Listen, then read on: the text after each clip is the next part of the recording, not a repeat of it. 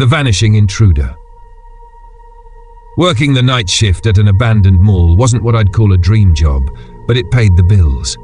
Most nights were quiet, just me, the cameras, and the occasional creaks of a building long past its prime. I wasn't expecting anything different that night, but man, I was wrong. It started small, just a faint sound, like footsteps echoing down the long, empty corridors. At first, I thought it was just my head playing tricks on me. The acoustics in that place were weird and sounds bounced around in strange ways, but these footsteps were steady, purposeful. I paused my coffee mid-sip, set the cup down and stared at the monitor. Nothing, just dimly lit hallways stretching into shadows. But then, movement caught my eye. In the bottom right corner of one screen, I saw a flicker, a shadow darting past. Someone was in the building. I grabbed my flashlight and headed toward the east wing. It was the part of the mall they'd never bothered to keep lit because the stores there had been closed for years. My boots echoed with each step and my heartbeat started to pick up. "Hey!" I called out. My voice bounced back at me, tinny and small. "You're not supposed to be here." Silence. I kept walking, shining my flashlight into every corner, every alcove. The mannequins in a gutted department store gave me a jolt. They always did. Their blank faces caught the light just enough to feel like eyes staring back, but no one was there. Then I heard it again. Footsteps, quicker this time.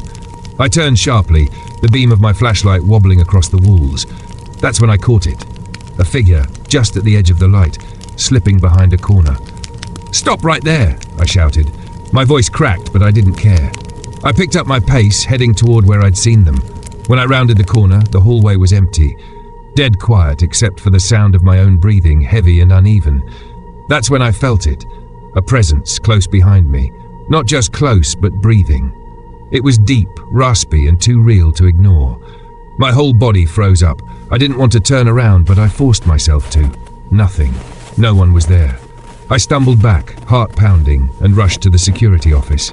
My hands were shaking as I rewound the footage. I needed proof, needed to know I wasn't losing my mind. And there it was. The cameras showed a figure again, darting between shadows. But when I was in the frame chasing them, nothing. Just me, running through empty halls. I don't know how much time passed before I noticed the wall. A message had been scrawled there in a messy, almost frantic hand. "You shouldn't have followed." That was all it said. And then I heard it, the footsteps again. This time they were running, fast and heavy, coming straight for me. I blacked out after that. When I came to, I was outside, sprawled on the pavement by the mall's rear entrance. My flashlight was gone. My phone was smashed. I never went back. The cops didn't believe me, of course. They said it was probably a prank or exhaustion messing with my head. But every now and then, I think I hear those footsteps again. And I wonder, if I hadn't followed, would I still be here to tell this story? It was just another regular night at the gas station. I'd been working the late shift for months, so by now the hours mostly blended together. The station was quiet, and I had the place to myself, which wasn't unusual. It was a 24-hour station, but there weren't too many customers at this hour. Most folks who stopped by were just filling up or grabbing snacks from the convenience store. But there was this one guy who caught my attention. He had been hanging around outside for hours, just standing there by the pumps, walking back and forth like he was waiting for something. At first, I didn't think much of it. People come and go all the time. But after a while, I started noticing something strange. He seemed to avoid the security cameras. Not like he was trying to hide, more like he was deliberately staying out of the frame. I kept an eye on him, trying not to look too obvious. It was late, and I had too much time on my hands, but something about this guy felt off. Maybe it was just the way he moved, like he was constantly on alert, checking over his shoulder every few minutes. But after a few hours of this, I figured he'd eventually leave or get the hint.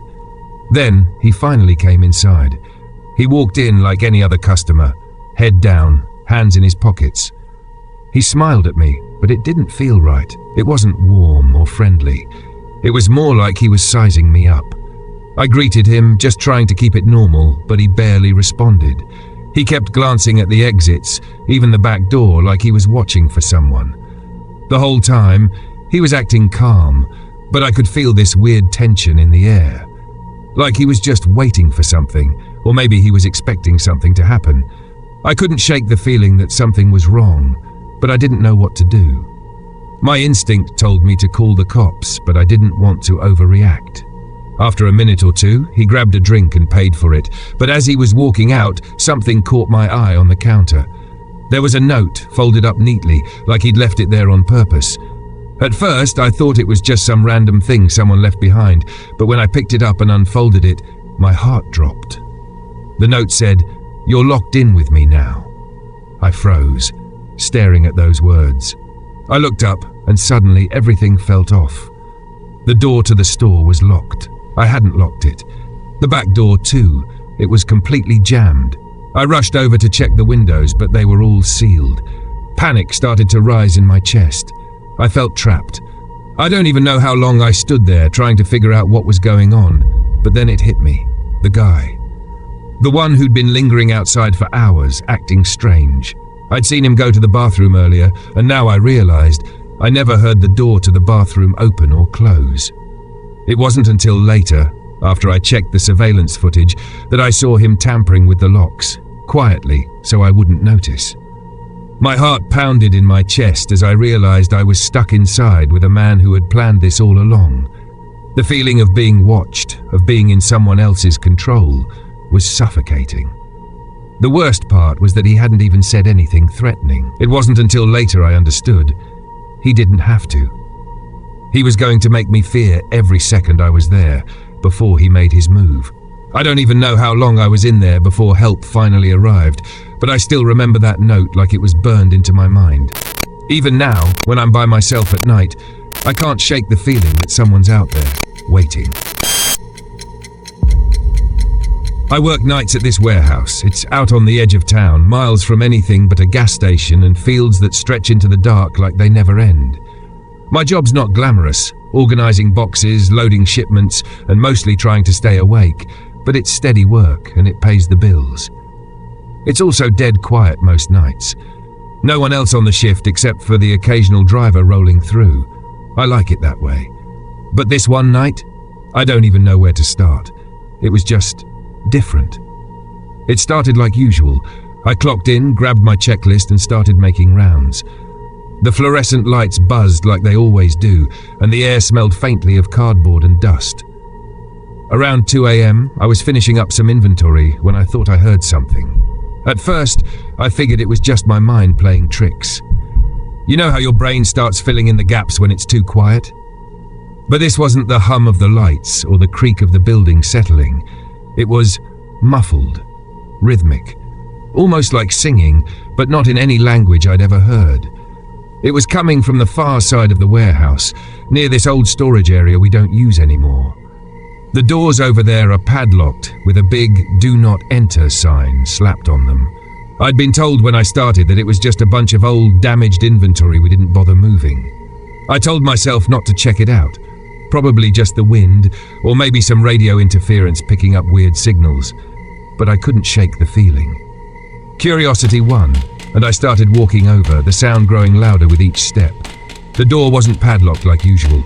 That stopped me cold. It was cracked open, just a sliver, enough to let the sound slip out, a low, steady chanting that made my skin crawl. I pushed the door open a little more, just enough to peek inside. The room was dark, except for a single candle flickering on the floor. Around it stood 5 or 6 people in dark hooded robes. Their faces were hidden, and their voices rose and fell together, blending into this strange, eerie hum. For a second, I thought this had to be some weird prank. Then one of them turned. I don't know how they saw me. It was pitch black except for the candle, but they did. Their chant stopped instantly, and every hood turned in my direction. Before I could think to run, 2 of them grabbed me. They were strong, stronger than they should have been, and I didn't stand a chance. They dragged me inside, slamming the door shut behind them. They didn't say a word at first, just stood around me like I was some kind of specimen. Then one stepped forward. Their hood was deeper, almost like they were in charge. They spoke quietly but firmly, telling me I was chosen. I didn't understand at first. Chosen for what? That's when they pulled a knife from somewhere under their robe, the blade catching the candlelight. My heart felt like it was going to explode. You complete the circle. they said. That's when I lost it, screaming, thrashing, doing anything I could to break free. I don't know how, but I kicked one of them hard enough to get loose. I didn't look back. I ran out of that room, through the warehouse and straight to my car. I didn't even clock out. The next day I went to the manager. I told him everything. He gave me this blank stare like I'd lost my mind. When I asked him to check the room, he shook his head. That area's been cleared out for years, he said. I quit the next day. Whatever was going on in that warehouse, I wasn't sticking around to find out.